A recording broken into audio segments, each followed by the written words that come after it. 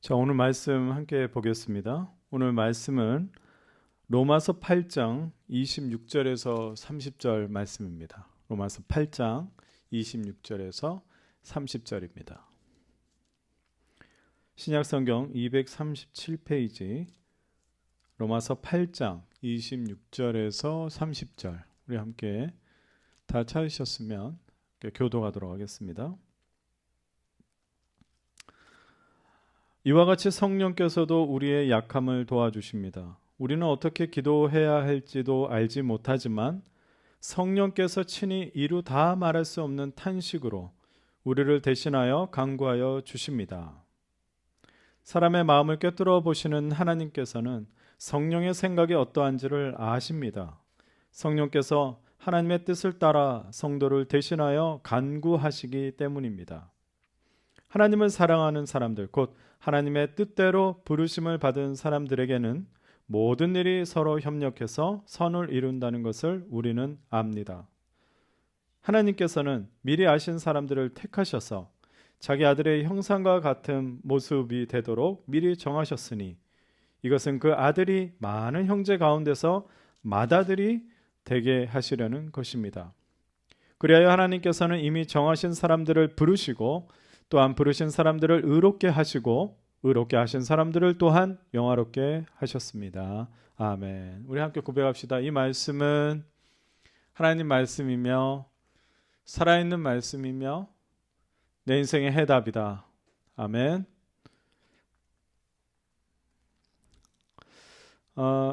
지난주 하와이에서 군목으로 사역하고 있는 여동생 가정과 또 어머님을 만나 뵙고 왔습니다.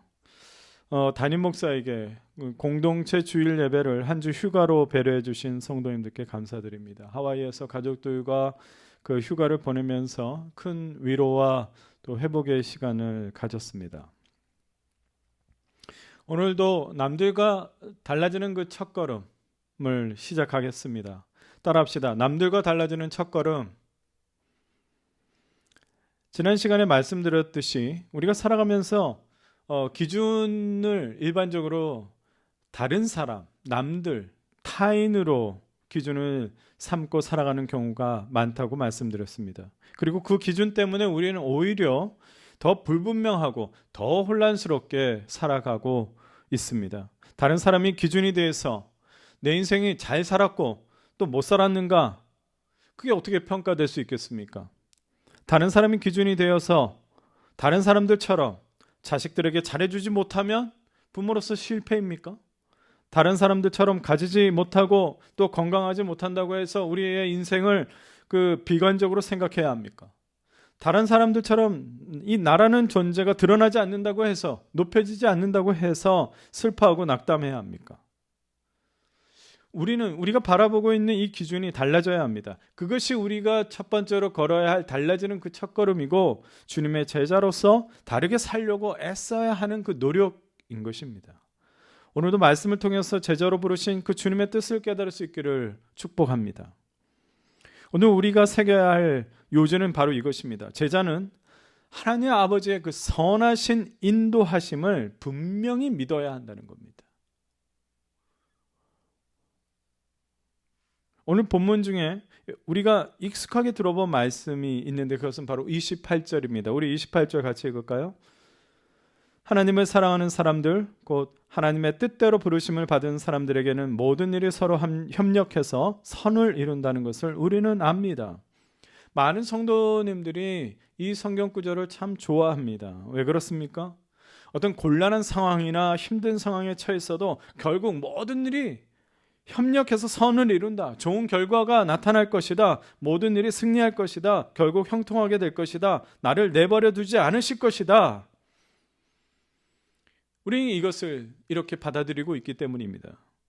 그럼 우리에게 일어나는 일들은 어떤 일들이 있습니까? 행복하고 기분 좋은 일들도 있지만 또 반대로 받아들이기 힘들고 벅차고 또 괴로운 일들도 찾아오지 않습니까? 육체가 연약해져서 병을 얻을 수 있습니다. 저는 지난 교통사고를 겪으면서 오랜만에 이 허리 쪽에 엑스레이를 한번 촬영했습니다. 근데 의사 선생님은 제게 어떤 부분이 조금 다쳤습니다. 그것보다 목사님 이렇게 보니까 목사님이 문제가 있다고 보다 이제 좀 많이 노후화됐습니다. 그러면서 하나하나 세밀하게 말해주는 거 있죠. 그 친절하게 내가 얼마나 늙어가고 있는 것을 설명을 듣다 보니까요, 기분이 별로 좋지 않더라고요. 갑작스럽게 실직을 하게 된 시련도 우리에게 찾아오지 않습니까? 또 사업이 또 생각보다 또 실패로 또 되는 경우도 있죠. 이웃들과 불편한 관계를 가질 수도 있습니다. 이렇게 우리는 많은 일들을 경험합니다. 실패와 좌절과 낙담과 그 절망을 하면서 우리는 이 28절의 말씀을 붙들고 기도를 하죠. 그렇습니다. 우리가 어떤 상황과 처지와 환경을 만날지라도 하나님은 우리를 인도하십니다. 선하시고 인자하신 하나님은 자녀된 우리를 사랑과 은혜로 인도하십니다. 이 하나님의 인도하심을 신학 용어로 하나님의 섭리 이렇게 우리가 부릅니다. 섭리, 이것은 무슨 뜻일까요? 한자어인데요. 이 섭자는 당길 섭, 잡을 섭, 그리고 이 리는요, 다스릴 리, 이칠 리. 그래서 이것을 풀이하면은요, 끌어당기고 통제하면서 질서를 잡고 다스린다, 그런 뜻입니다. 통제하고 끌어당기고 또 질서를 잡아가면서 그것을 다스린다는 뜻이죠. 이것은 사실 섭리는 왕이 사용할 수 있는 표현입니다. 우주의 창조주시고 우리의 왕이시며 우리의 아버지 되시는 그 하나님께서 하시는 그 인도하심, 그것이 바로 섭리입니다. 이 섭리에 우리가 만나는 모든 일, 행복하고 또 좋은 일, 그리고 받아들이기 힘든 일지라도 모든 일 위에 그 하나님의 섭리가 있다는 것을 우리는 믿어야 할 줄로 믿습니다. 다시 28절을 조금 더 생각을 해보면요, 그 부분이 있죠. 모든 일이 서로 협력해서 선을 이룬다. 이 말은 결국 무슨 말일까요? 내가 원하는 방향대로, 내가 원하는 결과로, 내게 유익이 되고 윤택해지는 결과로 된다는 그런 말이 아닙니다. 결국 그 하나님의 섭리, 하나님의 인도하심, 깊고 선하신 뜻과 계획이 이루어진다는 것을 말씀하고 있는 것이죠. 28절 끝에 고백이 무엇입니까? 우리는 압니다. 이렇게 말하죠. 개역개정에는 우리가 알거니와, 이것은 고백입니다. 우리는 많은 일들을 경험하면서 깨달았다는 것입니다. 경험해봤지 않냐는 것입니다. 바울 사도는 로마의 성도들에게 편지를 보내면서 함께 고백하자는 거예요. 우리는 알지 않습니까? 우리는 압니다. 경험했습니다. 하나님의 섭리와 인도하심에 대해서 같이 고백하는 겁니다. 그런데 그들은 하나님께서 결국 하나님의 그 깊고 선하신 뜻과 계획을 그 이루시려는 그 이유가 뭐냐는 것을 29절에 잘 나타나고 있습니다. 우리가 여러 가지 상황과 처지와 환경을 통해서 하나님의 그 섭리를 깨닫게 하시는 이유, 우리는 알게 되었습니다. 그렇게 알게 하신 그 이유가 있습니다. 29절입니다. 함께 읽겠습니다. 시작. 하나님께서는 미리 아신 사람들을 택하셔서 자기 아들의 형상과 같은 모습이 되도록 미리 정하셨으니 이것은 그 아들이 많은 형제 가운데서 맏아들이 되게 하시려는 것입니다. 헬라어 성경을 보면은 29절에 그 앞부분에 사실은 왜냐하면이라는 것이 있어요. 왜냐하면 이유에 대해서 얘기를 한 것이죠. 하나님의 그 모든 것이 서로 협력해서 선을 이루는 것, 하나님의 그 섭리가 이루어지는 것을, 그 이유가 뭐냐면 바로 29절에 두 가지 이유가 나옵니다. 첫 번째로 자기 아들의 형상과 같은 모습이 되도록 미리 정하셨기 때문이다라는 거예요.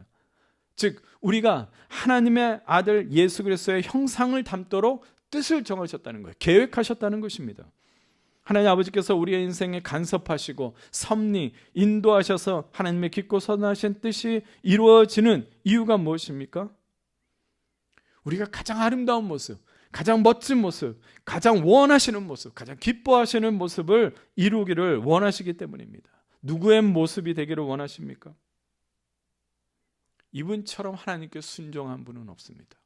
이분처럼 하나님 앞에 겸손한 분은 없었습니다. 이분처럼 하나님과 친밀한 관계를 맺은 분은 없었습니다. 이분처럼 하나님을 그렇게 사랑한 분도 없었습니다. 이분처럼 하나님을 더 원하고 더 갈망한 사람은 없었습니다. 이분처럼 하나님 앞에 모든 것을 드린 사람은 없었습니다. 하나님 아버지는 우리가 이분처럼 되기를 원하시기 때문에 우리를 그렇게 인도하신 것입니다. 이분이 누구십니까? 하나님은 이분의 이름을 세상에서 가장 그 어떤 존재보다 위대하고 가장 높고 존귀한 이름으로 세우셨습니다. 예수 그리스도이십니다. 사랑하는 형제 자매 여러분, 우리가 살면서 처하는 여러 그 상황과 처지와 환경 속에 하나님의 인도하심을 믿습니다. 그런데 우리가 어떻게 믿어야 할까요? 하나님이 이렇게 인도하신다는 것을 어떻게 믿어야 할까요? 하나님 아버지는 우리를 사랑하는 독생자 예수 그리스도의 형상을 닮아가도록 우리를 이끄신다는 것을 믿어야 합니다. 하나님에게는 인도하심의 그 기준이 있습니다. 그것은 불가능한 기준이 아닙니다. 세상의 그 어떤 것과 비교하는 것이 아니라 바로 하나님 아버지는 예수 그리스도라는 그 기준으로 우리를 선하게 인도하고 계십니다. 그 상황 속에서 우리는 예수님을 닮아가고 그 상황 속에서 하나님 아버지를 기쁘시게 합니다. 그 문제 때문에, 그 어려움과 고난 때문에 우리는 예수님처럼 겸손해질 수 있고 또 하나님 앞에 순종할 수 있게 되는 것이죠.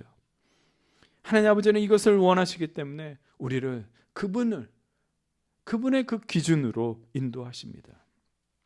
하나님 아버지는 세상의 기준이나 다른 사람들과 그 비교하면서 우리를 인도하시지 않습니다. 이 사람은 이렇게 인도하시고 또 이 사람은 이렇게 인도하시고, 그러나 우리를 비교하면서 맞추는 것이 아니라 그 기준은 오직 예수 그리스도, 가장 선한 그 이름 예수 그리스도의 형상을 담도록 인도하십니다. 그래서 우리가 가져야 할 그 믿음이 있다면 무엇일까요? 이 상황을 통해서, 이 문제를 통해서, 이 환경을 통해서, 이 고난과 어려움을 통해서 우리는 점점 하나님 아버지께서 원하시고 기뻐하시는 모습, 예수님을 닮아가고 있다고 믿어야 합니다. 그래서 고백합시다. 나는 예수님을 닮아가고 있다. 그렇습니다. 우리는 점점 하나님의 인도하심을 받으며 예수님을 닮아가고 있습니다. 오늘 우리가 예수님을 조금씩이라도 닮아가고 있다면 우리는 남들과 달라지는 그 걸음을 아주 시작을 잘하고 있는 것이죠. 두 번째 이유는 무엇입니까? 29절 끝부분을 한번 보십시오. 이것은 그 아들이 많은 형제 가운데서 맏아들이 되게 하시려는 것입니다. 이게 무슨 말일까요? 맏아들이 되게 하시려다. 예수님을 그 많은 형제들 가운데 맏아들이 되게 하시려는 그런 뜻이 있다고 하는데 그게 무슨 말일까? 여러분, 창조주 하나님에게 사실 그 맏아들은 누구일까요? 맏아들, 흙으로 지은 그 아담이었겠죠. 그러나 아담의 그 불순종으로 인해서 아담은요 죄악의 맏아들이 되었습니다. 죽음의 맏아들이 되었고 불순종의 맏아들이 되었습니다. 하나님 아버지께서 계획하지 않은 죽음, 사망이 들어와 버렸습니다. 그러나 하나님 아버지는요 우리를 구원하기 위해서 세상의 방법이, 세상에 전혀 생각할 수 없었던 그 방법, 성령으로 잉태하여, 흙으로 지은 것이 아니라 성령으로 잉태하여 누구를 보내셨습니까? 예수 그리스도를 이 땅에 오게 하심으로 아담으로부터 시작된 그 죄와 사망의 계보, 연결고리가 끊어지게 하셨습니다. 하나님의 유일하신 독생자 예수님을 보내셔서 우리를 구원하셨습니다. 그래서 우리는 예수님으로부터 구원을 받아서 새로운 사람들이 되었고 새로운 존재, 하나님의 자녀가 되었고, 그리고 우리의 맏아들은 누굽니까? 우리의 첫째, 우리의 시작은 누굽니까? 예수 그리스도인 것입니다. 이제 이해가 되십니까? 그래서 29절은 이렇게 이해하시면 됩니다. 우리를 인도하시는 그 이유는 우리가 예수님을 통해서, 예수님이 맏아들이 되셔서 우리는 하나님의 영원한 생명을 얻게 된 가족이기 때문에 우리를 인도하신다는 거예요. 사랑하는 형제 자매 여러분, 하나님 아버지는 우리가 자녀이기 때문에 섭리 인도하시는 것입니다. 우리는 하나님의 자녀이기 때문에 우리의 삶은 하나님의 그 깊고 선하신 뜻이 이루어지도록 인도함을 받습니다. 우리의 삶을 간섭하십니다. 우리의 삶을 무너지지 않도록 붙드십니다. 우리를 끝까지 포기하지 않으시고 또 찾고 부르십니다. 그래서 저는 단순히 하나님이라고 부르는 것 좋아하지 않습니다. 저는 우리 에버그린 가족들이요, 하나님 아버지라고 그렇게 습관적으로 불렀으면 좋겠습니다. 또 길게 부르면 창조주 하나님 아버지, 그럼 부르면 더 좋겠죠. 우리가 하나님 아버지라고 부르는 것이 왜 이렇게 마음속 깊이 편하고 좋을까요? 우리가 어떻게 슬슬 하나님 아버지 이렇게 말할 수 있었을까요? 그 이유는 성경에서 찾아볼까요? 오늘 본문 우리가 8장 26절 30절 봤는데 조금 앞부분을 보면은요, 14절 16절 한번 보겠습니다. 한번 찾아보시겠어요? 14절 16절.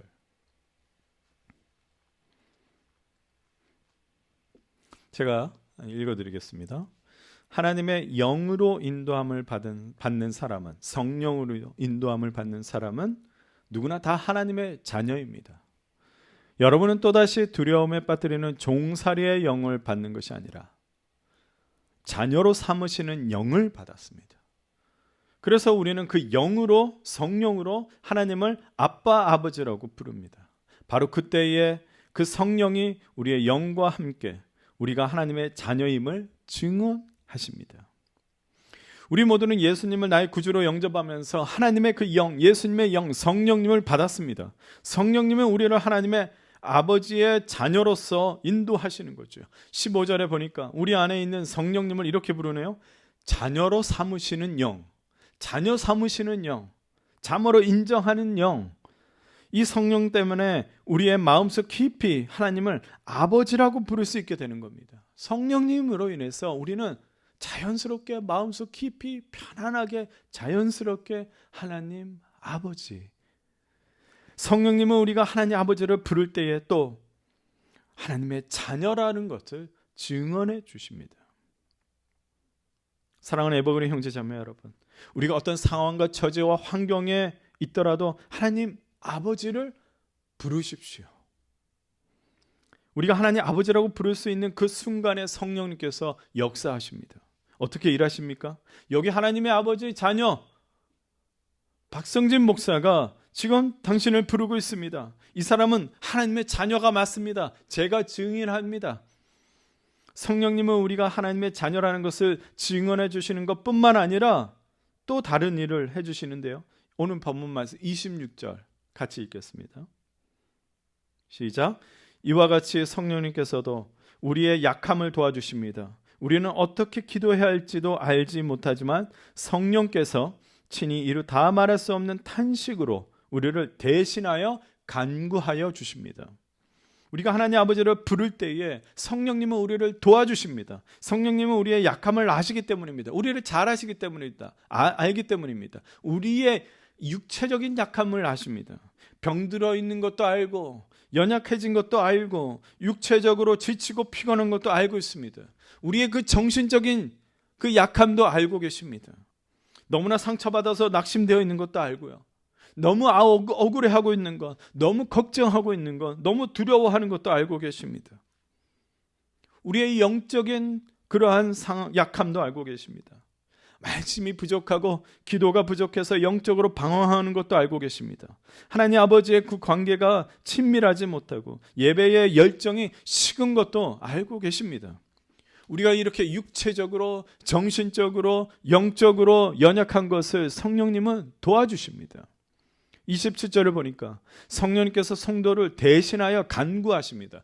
26절과 27절의 그 끝부분에 보면 성령님께서 우리를 위해서 무엇을 하신다고요? 간구하신다, 그렇게 말씀하고 있는데, 이 간구하다 헬라어로 후페렌통카노라는 말인데요, 이것은 뭐냐면 중보하다라는 말입니다. 근데 더 놀라운 것은 무엇인지 아십니까? 성령님께서 우리를 대신하여 간구해 주시는 것, 중보해 주시는 것은 하나님 아버지의 뜻이라는 것입니다. 27절을 보십시오. 하나님 아버지의 뜻을 따라, 하나님의 뜻에 따라. 우리가 살면서 육체적으로, 정신적으로, 영적으로 연약해질 수 있습니다. 그러나 하나님 아버지는 성령님을 통해서 우리를 향한 깊고 선하신 계획, 그 뜻이 이루어지도록 중보하도록 하신다는 거예요. 하나님의 뜻이라는 거예요. 성령님께서 우리를 위해서 간구하시는 것, 중보하시는 것이 하나님 아버지는 우리가 주저앉는 것을 원하지 않습니다. 하나님 아버지는 우리가 좌절하고 낙담하고 두려워하고 실패하기를 원하시지 않습니다. 하나님 아버지는 우리가 승리자가 되기를 원하고 패배자가 아니기를 원합니다. 하나님 아버지는 그래서 성령님의 그 중보를 통해서 우리를 인도하시려고 하는 것이죠. 우리가 이제 예배 때 찬양을 이제 몇 곡을 부르고 중간에 중보기도를 같이 하죠. 중보기도는 성령님의 사역입니다. 그 성령님의 사역을 우리가 동참하는 것이죠. 여러분이 교회를 위해서, 이웃을 위해서, 그리고 자녀를 위해서, 또 목사를 위해서 기도하려는 마음이 생긴다면 기뻐하고 영광스럽게 생각하시고 기도하십시오. 왜냐하면 성령님이 여러분들의 손을 같이 잡고 하나님 아버지의 뜻에 따라서 일하기를 원하시기 때문입니다. 그것이 바로 중보기도 사역입니다.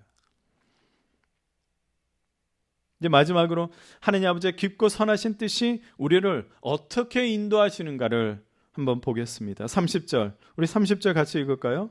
시작. 그리하여 하나님께서는 이미 정하신 사람들을 부르시고 또한 부르신 사람들을 의롭게 하시고 의롭게 하신 사람들을 또한 영화롭게 하셨습니다.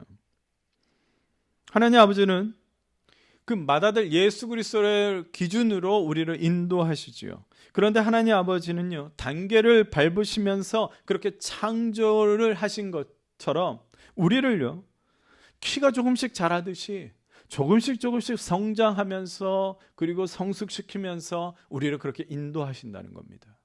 단계가 있다는 거죠. 오늘 이렇게 본문을 보면은 바울 사도가 28절부터 30절에 보면요, 우리를 그냥 단순히 하나님의 자녀, 성도 이렇게 부르지 않고요, 여러 가지 표현으로 우리를 부릅니다. 28절을 한번 보시면 우리가 어떤 사람입니까? 28절에서는 하나님을 사랑하는 사람들, 곧 하나님의 뜻대로 부르심을 받은 사람들. 그리고 29절에 우리가 또 어떤 사람입니까? 하나님께서 미리 아신 사람들이라고 그래요. 그리고 30절에 보니까 하나님께서 이미 정하신 사람들, 이렇게 말합니다. 그게 우리입니다. 근데 중요한 전제가 있죠. 우리는 성령님께서 하나님의 그 자녀로, 성령님께서 하나님의 자녀로서 증언해 주어야 합니다. 그래서 하나님 아버지께서 우리를 그렇게 부르시는 것이죠. 이 세 가지 표현을 가만히 보면은 28절에서 30절 이렇게 쭉 보면 우리는 그러면 어떤 사람들이라는 거예요? 정리하면 이렇습니다. 하나님 아버지께서 하나님의 뜻과 계획대로 창조하신 사람들, 미리 정하시고 미리 아시고 그렇게 뜻을 정하셨다면 그것은 바로 하나님의 창조하실 때부터 계획하신 거 아니겠습니까? 그리고 하나님 아버지는 우리 모두에게 분명한 뜻과 계획이 있다는 것을 오늘 말씀 속에서 드러내고 있는 것입니다. 그래서 하나님 아버지는 우리를 향한 그 뜻을 분명히 이루시기를 원하십니다. 사랑하는 형제 자매 여러분, 그럼 질문을 하겠습니다. 하나님이 우리를 이렇게 창조하시면서요, 설계도가 있어요. 설계도. 어떤 설계도일까요?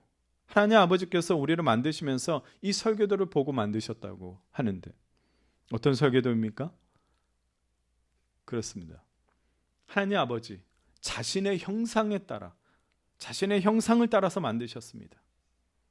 그러니까 이제 왜 하나님 아버지께서 예수 그리스도의 형상을 담도록 인도하시는지 이제 이해가 되십니까? 그것은 창조의 계획대로, 그것이 바로 예수 그리스도의 형상을 닮아가는 것이 아니라 결국 하나님의 그 형상의 창조의 뜻대로 이루시는 것이죠. 그런데 예수 그리스도의 형상을 닮아가는 데는 단계가 있습니다. 30절을 보시면 그 단계를 알 수 있는데요. 첫째는 뭐라고요? 부르심입니다. 소명이라고 할 수 있습니다. 우리가 받은 그 부르심이 무엇입니까? 하나님 아버지는 우리를 먼저 자녀로 부르셨습니다. 예수 그리스도의 그 복음의 증인으로 부르셨습니다. 그리고 예수님의 그 제자로 살아가도록 부르셨습니다. 이것이 우리가 이 땅에 살아가면서 가지고 살아야 할 소명입니다. 목사님, 저는 내가 무슨 소명을 가지고 있는지 잘 모르겠어요. 우리의 소명은 하나님의 자녀요, 예수 그리스도의 복음의 증인이요, 예수님의 제자입니다. 따라합시다. 나는 하나님의 아버지의 자녀입니다. 나는 복음의 증인입니다. 나는 예수님의 제자입니다. 아멘. 둘째로는 그 부르신 사람들을 의롭게 하신다고 그래요. 우리는 우리의 자랑이나 명예나 또 자존심이나 내 능력으로 가진 것으로 의롭게 사는 것이 아닙니다. 우리 하나님 아버지께서 의롭게 하심으로 의롭게 살 수 있습니다. 어렵게 들리시죠? 그럼 우리는 그냥 의로운 삶이 뭐냐? 그것을 우리가 이해하면 되죠. 여러분, 의로운 삶이란요, 죄와 사망으로부터 구원을 받은 사람으로 하나님 아버지 은혜에 감사하며 살면 되는 겁니다. 하나님 아버지의 사랑에 감격하고 감사하고 또 겸손하게 사는 삶이 바로 의로운 삶입니다.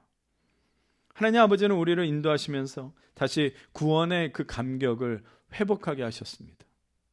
우리 하나님 아버지의 은혜 없이는 살 수 없다는 것을 하나님은 그 인도하심으로 우리가 깨닫게 합니다. 그래서 바울 사도가 우리는 알지 않습니까? 우리는 압니다. 하나님이 우리를 그렇게 인도하십니다. 우리의 구원의 감격을 회복시키십니다. 우리는 은혜 없이 우리는 은혜 없이는 살 수가 없다고 우리는 그것을 깨닫게 됩니다. 그것이 바로 부른 사람들을 의롭게 하는 것입니다. 마지막 세 번째로 우리를 영화롭게 합니다. 영화라는 말은 한자어인데 영어로 glorify입니다. 하나님께서 원하시는 결말은 분명히 있습니다. 그리고 하나님은 그것은 분명히 이루실 것입니다. 그것이 바로 영화로운 삶입니다. 영화로운 삶이라는 것은 기준에 다다른 거죠. 기준에 된 것이죠. 누굽니까? 예수님처럼 예수 그리스도를 온전히 닮아가는 모습입니다. 하나님 아버지께서 우리 모두를 분명히 빛나고 아름다운 존재 예수 그리스도의 그 이름으로 거룩해진 우리의 모습, 빛나고 찬란한 모습, 그렇게 되기를 원하신다는 겁니다. 하나님은 우리를 그렇게 인도하시기를 원하신다는 겁니다. 이제 말씀을 마치겠습니다. 우리를 향한 하나님 아버지의 뜻과 계획은 우리가 만나는 모든 상황과 처지와 환경을 통해서 분명히 이루어집니다. 남들과 달라지는 첫걸음을 걷기를 원하시는 우리 사랑하는 에버그린 성도 여러분, 오늘 이것을 기억하십시오. 하나님 아버지의 그 선하신 인도하심이 우리를 분명히 이끌고 있다는 것을, 하나님 아버지는 우리 모두 예수님의 형상을 담기를 원하시고, 그리고 성령님은 우리를 위해서 하나님 아버지의 뜻에 따라서 중보해 주십니다. 그러므로 우리는 상황과 환경에 감사하면서, 그리고 그 구원에 늘 감격하면서 하나님의 선하신 뜻, 그것이 지금 그 의지, 하나님의 그 계획과 뜻이 이루어고자 말고자 하는 그런 하나님의 뜻을 믿고 담대하게 살아야 할 줄로 믿습니다. 기도하겠습니다. 사랑이 많으신 하나님 아버지, 오늘 우리에게 말씀해 주시니 감사합니다. 우리가 이 세상에서 무엇으로 달라지겠습니까? 우리는 하나님의 인도하심으로 남들과 다른 삶을 살기를 원합니다. 하나님이 우리를 향한 선하신 뜻과 계획으로 인도하신다는 것을 믿습니다. 내가 어떠한 상황과 어떠한 환경에 처할지라도, 내 마음이 심히 공고할지라도 하나님이 나를 인도하신다는, 그리고 선하고 그리고 예수 그리스도의 그 영광의 기준으로 우리 인도하신다는 것을 꼭 잊지 않고 살아가게 하여 주시옵소서. 예수님의 이름으로 기도드립니다. 아멘.